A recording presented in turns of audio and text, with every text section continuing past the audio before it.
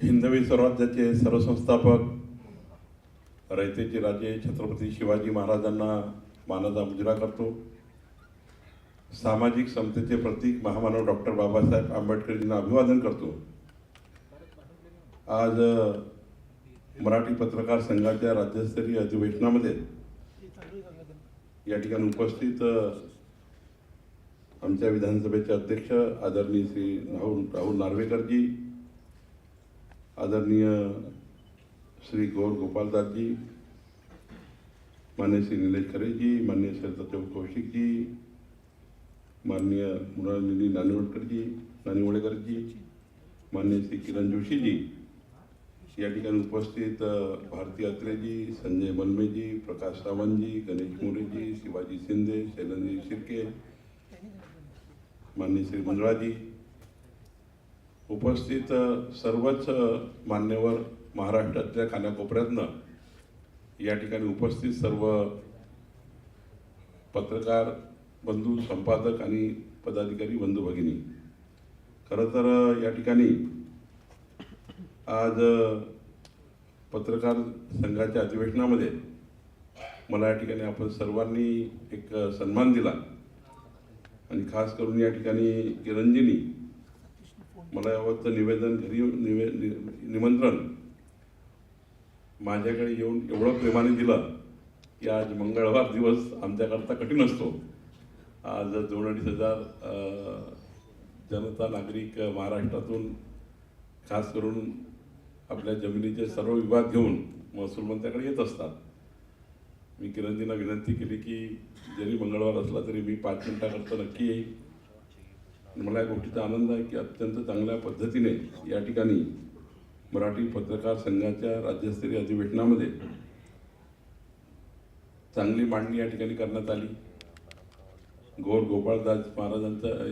गोपाळदासजीचे या ठिकाणी चांगलं आपण सर्वांनी उद्बोधन ऐकलं आणि यातून खऱ्या अर्थाने आपल्या पत्रकार संघातील सर्व मान्यवरांना या ठिकाणी सन्मानित करण्याचं कार्यसुद्धा या ठिकाणी झालं। खरी तर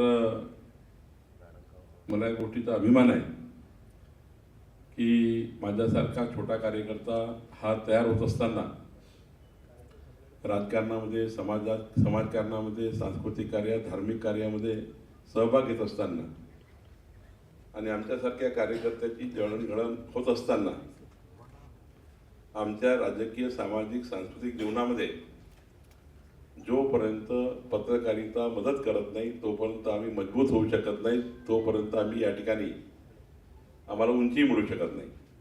खरं तर माझ्या जीवनामध्ये पत्रकारितेचा फार महत्त्वाचा रोल आहे। या ठिकाणी बसलेले आपण जर बघितलं तर माननीय मृणालिनीजी असतील, सरिताजी असतील, निलेश खरेजी असतील, या सर्वांनी आणि निलेशजी तर थोडे नंतर पण 1995 पासून माननीय मृणालिनीताई, माननीय सरिता कौशिकजी यांनी माझ्या राजकीय जीवनामध्ये खूप मोलाची पत्रकारितेची मदत केली आहे। त्यांनीच नाही तर नागपूरला जेव्हा मी राजकारणामध्ये 1995ला काम सुरू केलं तसं 92ला सुरू केलं, पण 95ला खरी पत्रकारिता आणि पत्रकारांसोबत संवाद सुरू झाला।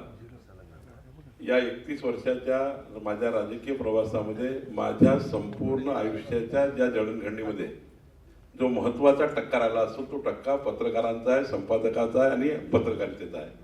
आणि त्यामुळे खऱ्या अर्थाने आपल्या अधिवेशनामध्ये ज्यांनी मला 1995 पासून मला राजकारणात मजबूत करण्याकरता कधी टीकेच्या माध्यमातून, कधी चांगलं केलं तर सहकार्य करून मला मजबूत करण्याकरता ज्यांनी आतापर्यंत मदत केली आहे त्या सर्व पत्रकारांची मी सर्वप्रथम या अधिवेशनात आभार मानतो। खरं तर आज या ठिकाणी दुसऱ्या महत्त्वाच्या विषयामध्ये येण्याचा माझा प्रसंग आला की मला किरणजी सांगितलं की तुम्ही मागच्या 15 डिसेंबर 2024ला शपथ घेतल्यानंतर या 1.25 वर्षामध्ये 15-16 महिन्यामध्ये अनेक चांगले निर्णय घेतले, त्यामुळे आम्ही तुमचा सत्कार करतो आहे। सत्कारातनं खरी प्रेरणा मिळतं, काम करण्याची ऊर्जा मिळतं, म्हणून मी म्हटलं सत्कार घेतो, पण अजून भरपूर काम करायचं, अजून 10% काम झालं नाही आहे. आणि जेव्हा देवेंद्र फडणवीस सरकार, आमचं सरकार, आम्ही दिलेला जनतेचा मॅनिफेस्टो पूर्ण करू, निवडणुकीच्या काळात दिलेलं वचन पूर्ण करू, त्या दिवशीच खरा या ठिकाणी आमचं काम पूर्ण होतं. पण तरी किरणजी सांगितलं की मध्यान्ह का होईना, पण पहिला क्वार्टरचा सत्कार घेऊन टाका, मग मध्यान्हाचा बघू, नंतर मग पाऊण भागाचा बघू, नंतर पूर्ण झाल्याचा बघू. खरं तर मला या गोष्टीचा अभिमान आहे की आपण सर्वांनी मला या योग्य समजलं. निश्चितपणे माननीय देवेंद्रजीचा सुद्धा या ठिकाणी फिनिक्स अवॉर्ड देऊन आपण मागे गौरव केला. अनेक मान्यवरांचा गौरव आजही केला, याच्यापूर्वी केला. आपली 2000च्या वर सदस्यसंख्या असलेली ही संघटना खऱ्या अर्थाने आजही समाजाच्या शेवटच्या गरीब माणसाच्या कल्याणाकरता, समाजातले विविध प्रश्न सरकारसमोर आणण्याकरता, समाजासमोर आणण्याकरता धार्मिक, सांस्कृतिक, सामाजिक, राजकीय विकास साराच मांडत असताना अत्यंत चॅलेंज असलेला हा पत्रकारासमोर जात असताना अनेक चॅलेंजेसमध्ये खूप काही या ठिकाणी आपल्याला हा महाराष्ट्र बदलला दिसतो आहे. पत्रकारिता बदलली आहे, सारच बदललेला आहे. आणि हे करत असताना आपल्या सर्वांना या ठिकाणी काम करताना आजही तेवढ्याच शक्ती आपल्याकडे आहेत, ज्या शक्तीने आपण या ठिकाणी महाराष्ट्राला पुढे नेतो आहे. आज मला एक गोष्टीचा अभिमान आहे की जे निर्णय आपण या ठिकाणी घेतो सरकार म्हणून, हे निर्णय कुठून घ्यावे लागतात, तर हे निर्णय तुमच्याकडनं घेतात. आम्ही काही नवीन करत नाही. तुम्ही जे लिहिता त्यातनं जे आमच्याकडे कटिंग येतं, जेव्हा आम्ही विरोधी पक्षामध्ये असतो, साधारणतः माझ्या आयुष्याचा 35-36 वर्षाच्या राजकीय कार्यकाळामध्ये जरी 8-10 वर्ष सोडले तर विरोधी पक्षातच आम्ही काम केलं. आणि या विरोधी पक्षात काम करत असताना विधिमंडळात जे अधिवेशनं देवेंद्रजी असतील, आम्ही सर्व असू, राहुल नार्वेकर, अनेक लोक या ठिकाणी आहेत ज्यांनी अधिवेशनामध्ये अनेक मुद्दे मांडले आणि आपले प्रश्न सोडवले, समाजाचे प्रश्न सोडवले. हे कुणाकडनं आलं, तर आम्ही जे काही भांडलो, जे काही आम्हाला उंची मिळाली, जे काही आम्हाला या महाराष्ट्रात प्रसिद्धी मिळाली, तुम्ही जर ते पत्रकारांनी लिहिलं नसतं, संपादकांनी व्यवस्थित छापून दिलं नसतं, तर आम्हाला ब्रेड बटर मिळालं नसतं. आणि तुम्ही ब्रेड बटर दिलं म्हणून विधिमंडळामध्ये आम्ही त्याचं मेरिट कमवू शकलो, त्या प्रश्नाला न्याय देऊ शकलो. पण त्याच बातमीवर, त्या संपादकांनी आणि वृत्तपत्रांनी लिहिलेल्या बातमीवरच या ठिकाणी आम्हाला पुढे जाता आलं. म्हणूनच या ठिकाणी विरोधी पक्षात काम करताना प्रचंड आयुध, सर्व आयुधाचा वापर करताना त्याला कटिंग कोणाचं असतं, ते कटिंग असतं आपल्याच पेपरचं, आपल्याच वृत्तपत्राचं. आणि वृत्तपत्राच्या आधारावर आम्ही या ठिकाणी संपूर्ण विधिमंडळ गाजवतो आणि त्यातून मात्र या महाराष्ट्राला न्याय देण्याचा प्रयत्न करतो. खरं तर आज ही गोष्ट खरी आहे की आपल्या पत्रकारिता ही एक फक्त व्यवसाय नाही आहे, एक प्रकारचं व्रत या ठिकाणी आहे. आणि समाजाचा आरसा, लोकशाहीचा चौथा स्तंभ सांभाळताना, समाजाचा आरसा म्हणून आपण या ठिकाणी काम करताना या ठिकाणी प्रचंड मेहनत आपल्या अनेक पत्रकारांनी केलेली आहे. संपूर्ण आयुष्य देणारे पत्रकार आणि संपादक या ठिकाणी, ज्यांचं नामावलोकन आपण या ठिकाणी करू शकतो, पण आज तेवढा वेळ नाही. निश्चितपणे पुढच्या काळात कधीतरी सर्वांचा या ठिकाणी सत्कार आपण करूच. पण आता चॅलेंजेस आलेले आहेत. काळाच्या ओघामध्ये नवीन समाज माध्यमे आली, पत्रकारिता आणखी विस्तारत गेली आहे. आणि ही पत्रकारिता हा लोकशाहीचा चौथा स्तंभ जेव्हा मजबूत होत चालला आहे, तेव्हा सरकारलाही योग्य दिशेने काम करण्याची प्रेरणा मिळत आहे. आज इतके digital media, print media, electronic media, इतके माध्यम आता समोर आलेले आपल्यासमोर की एका सेकंदापूर्वी का एका मिनिटापूर्वी एखादी घटना घडली, ती आपल्याला बघता येतं, पाहता येतं, त्यातनं आपल्याला तात्काळ निर्णय करता येतं, त्यावर तातडीनं उपाययोजना करता येतं. आणि त्यामुळं खरंच या ठिकाणी आजच्या पत्रकारितेमध्ये आपल्याला प्रचंड या ठिकाणी काम करायला मिळत आहे. सर्वच माध्यमामध्ये आता कॉम्पिटिशन आहे, पण या कॉम्पिटिशनही काळामध्ये इलेक्ट्रॉनिक मीडिया असेल, प्रिंट मीडिया, डिजिटल मीडिया असेल, या काळामध्येही आपला प्रिंट मीडिया आपली उंची ठेवून या ठिकाणी काम करत आहे. खरं तर ही गोष्टसुद्धा महाराष्ट्राने चांगल्या पद्धतीने बघितली आहे. मी या ठिकाणी एवढंच सांगेल की आज आपला पत्रकार संघ आणि यामधले पत्रकार संपादक अत्यंत निष्पक्षपणे निर्भीडपणे जनसामान्याच्या हिताच्या वंचित गोरगरीब आदिवासीच्या विकासाच्या प्रश्न या ठिकाणी मोठ्या प्रमाणात उचलताना या ठिकाणी समाजाची सकारात्मकताही तयार करण्याचाही प्रयत्न करतात आहे. केवळ निगेटिव्ह बातम्यात नाही तर समाजामध्ये विविध व्यक्तिमत्वांनी राजकीय असतील, सामाजिक असतील, सांस्कृतिक असतील, धार्मिक असतील, या सर्व विषयातल्या अत्यंत पॉझिटिव्ह बातम्या सुद्धा जाताना या ठिकाणी आपल्या महाराष्ट्राची संस्कृती आणि संस्कार जतन करण्याचं कार्य आपला पत्रकार संघ करतो आहे. याबद्दलचाही मला अभिमान आहे. आणि ज्यावेळी आपण बघायचो की 35 वर्षापूर्वी जी परिस्थिती होती की आदल्या दिवशी जी घडलेली घटना त्या ठिकाणी दुसऱ्या दिवशीच वाचायला मिळायची किंवा एखाद्या वेळी तेव्हाच्या टी व्ही मीडियाच्या माध्यमातून संध्याकाळी कळायची. पण आता आपल्या सर्वांना मला आभार मानावं लागेल की आज जे काही आम्ही सरकारमध्ये गतिमान, लोकाभिमुख आणि पारदर्शी सरकार चालवण्याचा प्रयत्न करतो, कारण आम्ही या ठिकाणी काम करण्याचा प्रयत्न करतो, देवेंद्रजी तर आणि आमचं सरकार हे या भूमिकेत नाही की अधिक गतिमान झालं पाहिजे, अधिक लोकाभिमुख झालं पाहिजे. याकरता काम करत असताना जास्तीत जास्त आपल्या सकाळपासून संध्याकाळपर्यंत येणाऱ्या बातम्याच्या माध्यमातून अधिक गतिमान काम करण्याची संधी आम्हाला मिळत आहे.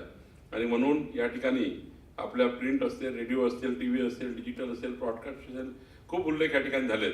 या सर्व मीडियाच्या माध्यमातून आता महाराष्ट्र पुढे जाण्याचे दिवस आलेले आहेत.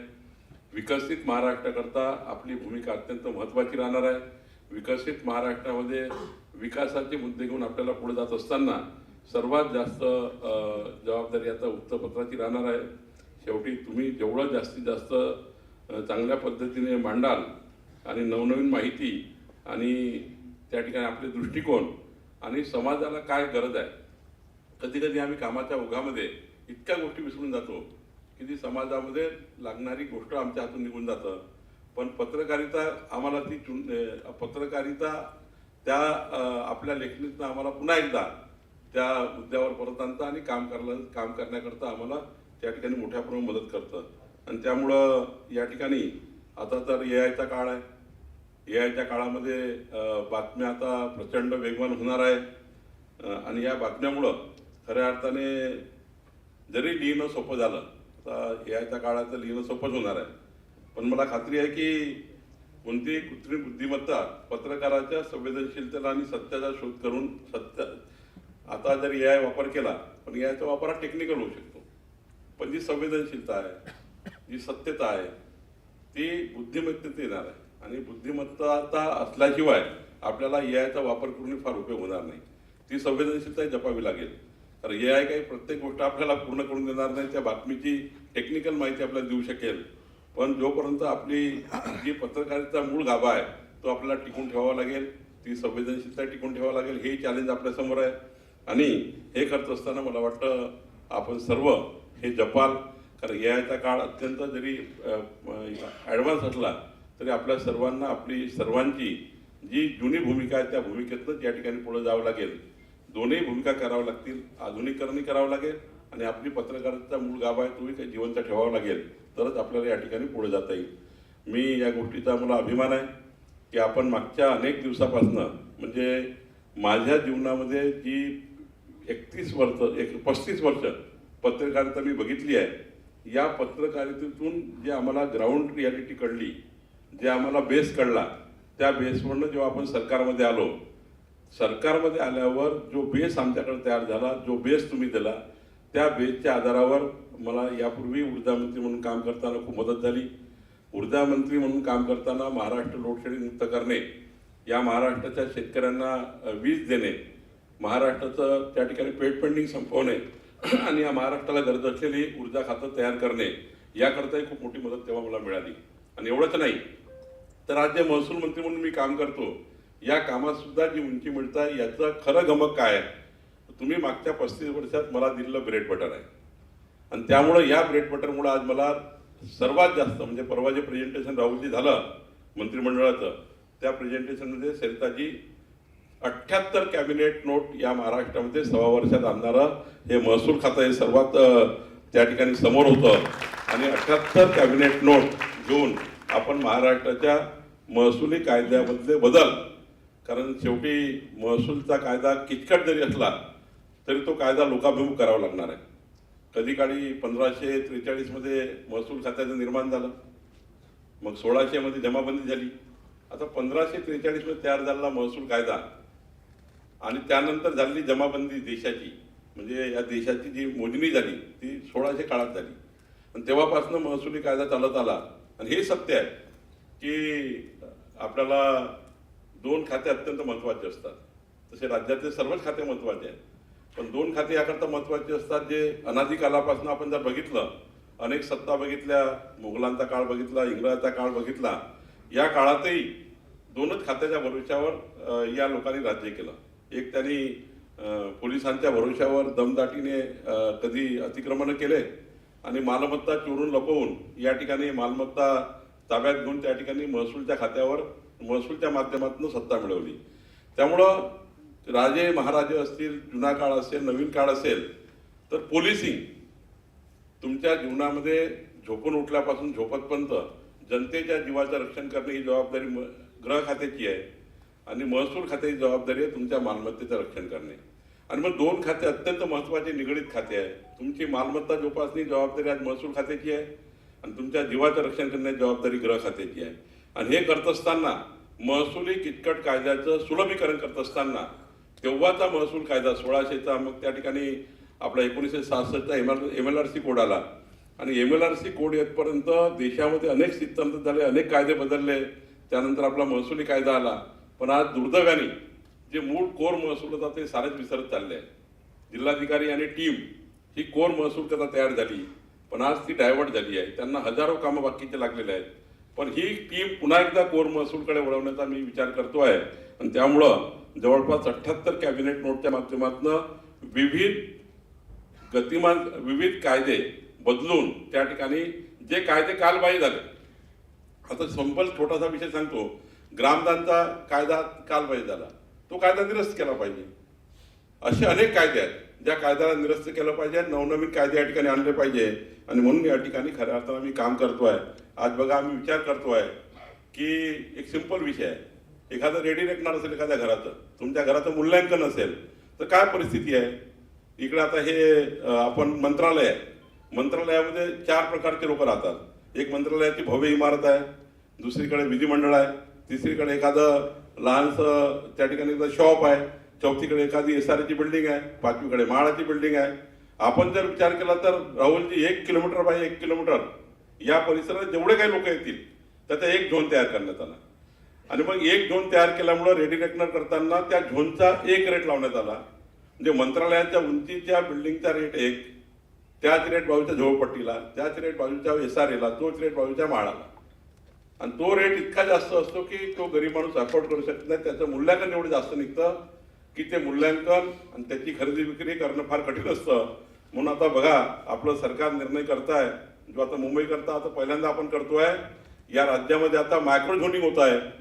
तुमच्या प्रॉपर्टी वाईज तुमचा रेडी रेकनर ठरवण्याचा निर्णय आम्ही घेतलेला आहे आणि असा CTS वाईज रेडी रेकनर झाल्यानंतर प्रत्येकाचं मूल्यांकन प्रत्येक घराचं किती राहील, ते SRचं कसं असलं पाहिजे, ते या ठिकाणी म्हाडाच्या वस्तीचं कसं असलं पाहिजे, 4 सीझनच्या हॉटेलचं कसं असलं पाहिजे, ताज हॉटेलचं किती असलं पाहिजे. ताज हॉटेलचा रेट भावीचा माणूस अफोर्डच करू शकणार नाही, गल्लीचाच फरक आहे. मग तुम्ही 1 किलोमीटर एरियाला एकच रेट लावला तर ताजवाला, आणि त्याच्यातला हा कायदा आहे की सर्वात उंच रेट लावा 1 किलोमीटर आहे 1 किलोमीटर करताना. मग उंच काय, ताजमहाल हॉटेल आहे, ताजमहाल हॉटेलचा रेट सर्वांना लावा. हा कुठला कायदा. मग असे कायदे निरस्त करून मायक्रो झोनिंग राज्याचं झालं पाहिजे. आणि आमचं सरकार, देवेंद्र फडणवीसांचं सरकार पुढच्या 5 वर्षामध्ये या संपूर्ण राज्याचं प्रॉपर्टी वाईज मायक्रो झोनिंग करून सर्वांचा CTS वाईज रेट करण्याचा निर्णय करताय. हा ऐतिहासिक निर्णय आपल्या सरकारने केला, हे अत्यंत त्या ठिकाणी महत्वाचं आहे. आज बघा आपण जर विचार केला तर 1 डिस्ट्रिक्ट 1 रजिस्ट्रेशन आपण आणलं. म्हणजे काय, आता जर ज्या तालुक्यात तुम्हाला जमीन घ्यायची असेल, ज्या तालुक्यात तुम्हाला घर घ्यायचं असेल, त्या तालुक्याच्या रजिस्ट्रारकडे जाऊन तुम्हाला तुमची नोंदणी रजिस्ट्री करावं लागतं. मला असं वाटलं की कधी कधी काही इतके कलाकार आहेत लोक, त्यात तुम्हाला काही सांगायची वेगळी गरज नाही आहे. म्हणजे इतके काही कार्यालय भरलेले आहेत, ज्या ठिकाणी जास्त आवक आहे त्या ठिकाणी कार्यालयाची खूप जास्त ओढ आहे आणि ज्या ठिकाणी काही काम नाही त्या ठिकाणी बसले आहेत. मग मी विचार केला की वन डिस्ट्रिक्ट वन रजिस्ट्रेशन जर केलं म्हणजे या जिल्ह्यामध्ये समजा 15 तालुके आहेत, तर 15 तालुक्यामध्ये वन डिस्ट्रिक्ट वन रजिस्ट्रेशन केल्यावर त्या तालुक्यातली रजिस्ट्री त्या तालुक्यात करण्यापेक्षा कुठलीही रजिस्ट्री कुठल्याही तालुक्यात जाऊन कुठलीही रजिस्ट्री कुठल्याही शहरात जाऊन करता येऊ शकतं. हा कायदा आम्ही तयार केला आणि आता राज्यामध्ये वन डिस्ट्रिक्ट वन रजिस्ट्रेशन सुरू झालं आणि पुढच्या काळामध्ये सरिताताई वन स्टेट वन रजिस्ट्रेशन करतोय. नागपूरची रजिस्ट्री पुण्यावरनं करता आली पाहिजे, पुण्याचं रजिस्ट्रेशन मुंबईतनं करता आलं पाहिजे. परवा मला शरद पवार साहेबांनी अभिनंदन केलं. त्यांची एक बारामतीमध्ये रजिस्ट्री होती, त्या बारामतीच्या रजिस्ट्रीमध्ये त्यांना बारामतीला जायचं होतं रजिस्ट्री करायला, कारण रजिस्ट्री त्यांना माहीत नव्हतं की हा निर्णय झाला आहे. सुप्रियाताईचा मला फोन आला, त्यांनी सांगितलं की आम्हाला तर बारामतीला जायचं होतं रजिस्ट्री करायला. मग आम्ही सकाळी निघालो, बाबा बसले गाडीमध्ये आणि त्यांनी सांगितलं की त्याला बारामतीला आपल्याला ती रजिस्ट्री काहीतरी संस्थेची आहे ते करायला जायचं आहे. आमच्या अधिकाऱ्यांनी सांगितलं की साहेब नाही, आता गरज नाही आहे, आता राज्याने निर्णय घेतला आहे वन डिस्ट्रिक्ट वन रजिस्ट्रेशन, बारामतीचं रजिस्ट्रेशन ते पुण्यात होऊ शकतं. त्यांनी सांगितलं 3.5 तास जाणे 3.5 तास येणे हा प्रवास माझा वाचला आणि बारामतीचं रजिस्ट्रेशन मी पुण्यामध्ये करून दिलं. हा खऱ्या अर्थाने चेंज करण्याची गरज होती. असे अनेक निर्णय, 48-49 निर्णय, छोटासा निर्णय हे आपण सर्व मान्यच करतो ग्रामीण भागामध्ये की शेतकऱ्याची रक्तवाहिनी रस्ता आहे. आता बघा, शेतकऱ्याची रक्तवाहिनी रस्ता आहे आणि मी हे मानणार आहे की शेतकऱ्याच्या शेतामध्ये जोपर्यंत पाणी इरिगेशन, शेतकऱ्याच्या शेतामध्ये वीज 12 तास दिवसांनी आणि शेतकऱ्याच्या शेतात रस्ता असेल तर शेतकऱ्याचा मुलगा कधीही सरकारी नोकरी मागायला जाणार नाही. तो आपल्या शेतामध्ये 4 पिकं तयार करेल, पण या ठिकाणी 3 सुविधा शेतकऱ्याला द्याव्या लागेल. आणि त्यामुळे जर शेतकऱ्याच्या शेतीला पाणी दिलं, शेतकऱ्याला रस्ता दिला, शेतकऱ्याला वीज दिली, पण आज मला दुर्दैवाने सांगायचं आहे की महाराष्ट्राच्या इतक्या उंचीमध्ये अजून आपण शेतकऱ्याला रस्ता देऊ शकलो नाही. मला या गोष्टीचा अभिमान आहे की आमचं सरकार, देवेंद्र फडणवीसांचं सरकार हा निर्णय करू शकलं की आता राज्यातल्या शेतकऱ्यांचे संपूर्ण वहिवाटीचे रस्ते, संपूर्ण पांधन रस्ते उघडे करून, म्हणजे 11-12चं जे मॅपिंग झालं होतं ते 11-12चं मॅपिंग उघडून सिंगल डॉटेड, डबल डॉटेड जेवढे रस्ते शोधून या सर्व रस्त्याचं मॅपिंग करणे, त्यांना नंबर देणे, नंबरिंग करणे. जसं नॅशनल हायवे, स्टेट हायवेला क्रमांक आहे तसे क्रमांक शेतकऱ्याच्या प्रत्येक रस्त्याला देणे, ते रस्ते मोकळे करणे आणि त्या रस्त्याला मुख्यमंत्री बळीराजा पांधन रस्ते योजनेमध्ये त्या रस्त्याचं मजबूती करून देणे. हा एकमेव या राज्यातल्या GDP ला प्रचंड मजबूत करणारा निर्णय. आणि हे सर्व रस्ते कुणाचे होते? हे महसूल खात्याचे होते. या राज्यातले नाले कुणाच्या मालकीचे? तर महसूलच्या मालकीचे आहे. या राज्यातले शेताचे रस्ते, वहिवाटीचे रस्ते कुणाच्या मालकीचे आहेत? ते महसूलच्या मालकीचे आहेत. पण जोपर्यंत या सरकारने लक्ष घातलं नाही आणि आम्ही मॅन्युफॅक्चर दिला होता की आमचं सरकार आल्यावर आम्ही निश्चितपणे यामध्ये लक्ष टाकू, असे या ठिकाणी निर्णय. आज बघा, छोटासा निर्णय सांगतो आणि माझं संपवतो. खूप निर्णय सांगता येतील मला, 4 तास लागतील. तुकडेबंदी कायदा. काय तुकडेबंदी कायदा? 60 लाख परिवार महाराष्ट्रात सरिताजी असे होते की त्याने 1000 फुटाचा प्लॉट घेतला, 1500 फुटाचा प्लॉट घेतला, 2000 फुटाचा प्लॉट घेतला, शहराचा लागून प्लॉट घेतला, नगरपालिकेला लागून प्लॉट घेतला, ग्रामपंचायतच्या गावठाणाच्या बाहेर प्लॉट घेतला. पण या राज्यामध्ये तुकडेबंदी कायदा असल्यामुळं तुम्हाला रजिस्ट्रेशन करता येत नाही. एखादं चोरून लपून रजिस्ट्रेशन झालं, त्याचं प्रॉपर्टी कार्ड देता येत नाही. माझ्या लक्षात आलं, मी देवेंद्रजीला म्हटलं तुकडेबंदी कायदा असल्यामुळं आपण या ठिकाणी 60 लाख परिवारांची नोंदणी करू शकत नाहीये, रजिस्ट्रेशन करू शकत नाहीये. देवेंद्रजीने मला गो अहेड म्हटलं. आणि बघा, या राज्यामध्ये मागच्या 3 महिन्यात आम्ही अभ्यास केला. या राज्यामध्ये आता जिथे जिथे रहिवासी क्षेत्र आहे, रिजनल प्लॅन मध्ये रहिवासी क्षेत्र दाखवलेलं आहे, नगरपालिका, नगरपंचायती, महानगरपालिकामध्ये रहिवासी क्षेत्र दाखवलेलं आहे. या सर्व रहिवासी क्षेत्रामध्ये जेवढे तुकडे पडले त्या सर्व तुकड्यांना रेग्युलाइज करण्याचं काम झालं आणि या 60 लाख परिवाराचं रजिस्ट्रेशन महाराष्ट्रामध्ये पूर्ण झालं. खऱ्या अर्थाने तुकडेबंदी कायदा निरस्त झाला आणि हा निरस्त करून आज समाजाच्या गरीब माणसाला या गोष्टीचा न्याय मिळाला. आज बघा, शेवटचं मी सांगतो, येणेचा कायदा काय होता? तर तुमचा रहिवासी बेल्ट आहे, तुमचा वाणिज्य बेल्ट आहे, तुमचा औद्योगिक बेल्ट आहे. या बेल्टमध्ये काय गरज आहे येणे करण्याची? वेगळी. ऑलरेडी तो रहिवासी बेल्ट आहे, ऑलरेडी तो औद्योगिक क्षेत्र आहे, ऑलरेडी त्याचं झोनिंग झालं आहे. मग एखाद्या क्षेत्रामध्ये झोनिंग झालं असेल तर त्याला येण्याची अट टाकून त्या गरीब माणसाचा गळा ओढणे. आणि मला तर वाईट वाटतं सरताताई, कधीतरी विचार करा या गोष्टीचा. तुम्ही पत्रकारितेत 1 लाख रुपये गुंठा येणे करायचा रेट, 1 लाख रुपये गुंठा. पनवेल, पेन, ठाणे या भागात, मुंबई उपनगरामध्ये राहुलजी 1 लाख रुपये गुंठा. जेव्हा मी मंत्री झालो मला माहिती आहे याचे परिणाम काय होणार आहे माझ्यावर, मला माहिती आहे याचे किती लोक माझ्या विरोधात जातील. मी हा विचार केला नाही. सर्व प्रशासन एकी बाजूने होतं. सर्व प्रशासनाने नसती तयार करताना, फाईल तयार करताना हा निर्णय रद्द करू नये असा प्रचंड ताकदीचा सेरा टाकून माझ्याकडे जेव्हा फाईल आली, देवेंद्र फडणवीस सरकार, आमचं सरकार इतकं मजबूत होतं, आम्ही येण्याचा कायदाच काढून टाकला, यानंतर कुणाला येण्यासाठी जायचीच गरज पडणार नाही असा निर्णय आम्ही केला. आणि या राज्यामध्ये खऱ्या अर्थाने एक जे लूटमारी होती, एक त्या ठिकाणी सरकार हे इतकं चांगलं काम करताना काही मोगलशाही करणारे लोक, हिटलरशाही करणारे लोक या कायद्याच्या मागून खऱ्या अर्थाने गरीब माणसाला लुटत होते. आज या ठिकाणी अनेक गोष्टी म्हणजे येण्याचा कायदा रद्द झाल्यामुळं आता कुणाला येण्याकडे जायची गरज नाही. अशा अनेक गोष्टी आपल्याला करता आल्या. आणि आता तर मी 2 गोष्टी शेतकरी करणार आहे. देशातलं पहिलं राज्य महाराष्ट्र असणार आहे. जो कायदा आम्ही आणतोय या राज्यामध्ये आता लँड टायटलिंग ऍक्ट येते. हा कायदा आल्यावर कोर महसूलचं सर्वात मोठं काम पूर्ण होणार. म्हणजे काय, तुमची प्रॉपर्टी निश्चित प्रॉपर्टी करून देणार आहे. आज या महाराष्ट्रातल्या देशातल्या कुठल्याही व्यक्तीची प्रॉपर्टी नोंदणीकृत आहे तर 7/12 आहे, त्याची रजिस्ट्री झालेली आहे, ग्रामपंचायतचा टॅक्स लागलेला आहे, महानगरपालिकेचा टॅक्स लागला आहे, नगरपालिकेचा टॅक्स लागला. ही प्रॉपर्टी अनिश्चित प्रॉपर्टी आहे. याला सुप्रीम कोर्ट आणि हायकोर्टाने कितीतरी वेळा त्यांच्या आदेशामध्ये, निर्णयामध्ये या प्रॉपर्टीला अनिश्चित प्रॉपर्टी म्हटली आहे. जसं दुबईमध्ये, सिंगापूरमध्ये निश्चित प्रॉपर्टीचा ऍक्ट आहे. त्या प्रॉपर्टी कार्डमध्ये लोकेशन आहे, त्या प्रॉपर्टी कार्डमध्ये मालकी आहे, त्या प्रॉपर्टी कार्डमध्ये रेडी रेकनर रेट आहे, त्या प्रॉपर्टी कार्डमध्ये तुमच्या घराची लांबी, रुंदी, उंची लिहिलेली आहे.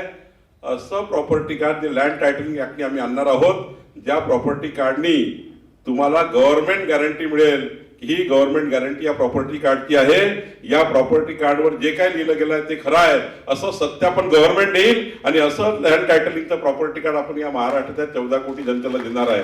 हा प्रॉपर्टी कार्डचा जेव्हा लँड टायटलिंग कायदा येईल, जसं दुबईमध्ये काय परिस्थिती आहे, आज लँड टायटलिंग ऍक्ट असल्यामुळे दुबईच्या कुठल्याही प्रॉपर्टीला कुठल्याही जगातल्या कुठल्याही देशातनं बुक करू शकतं. तिथे त्याची रेडी रेकनर घालून असतं प्रॉपर्टी कार्डवर, त्याचं लोकेशन लिहिलेलं, त्याच्या बार चार्टमध्ये लोकेशन लिहिलेलं असतं, कुठल्या लोकेशनला प्रॉपर्टी आहे. इथून तुम्ही दुबईच्या कुठल्याही व्यक्तीची प्रॉपर्टी बघू शकता, ती किती रुपयाची आहे, किती स्क्वेअर फीट आहे, किती त्याची लोकेशन कुठे आहे, त्याचा मालमत्ता कर किती आहे, त्याच्यावर त्या ठिकाणी मालमत्तेचे रेडी रेकनर किती आहे, सारं एका प्रॉपर्टी कार्डवर. इथून त्याची प्रॉपर्टी त्यांनी विकणे जर लिहिलं प्रॉपर्टी कार्डवर, माझी प्रॉपर्टी विकणे आहे, तुम्ही इथनं ती प्रॉपर्टी खरेदी करू शकता. तुम्ही जर त्याचे 10 लाख रुपये भरले तर तो डुबू शकत नाही. डुबवले तर सरकारची गॅरंटी असतं, सरकार तुमचे पैसे वापस देतं. हा लँड टायटलिंग कायदा महाराष्ट्रामध्ये आणण्याचा सरकार निर्णय करत आहे. आणि डिसेंबर महिन्यामध्ये या राज्याला लँड टायटलिंग कायदा मिळेल, ज्यातनं निश्चित प्रॉपर्टी कार्ड या महाराष्ट्राच्या जनतेला आम्ही देण्याचाही प्रयत्न करू. खरं तर हे कायदे, नांदेड गुरुद्वाराचा कायदा,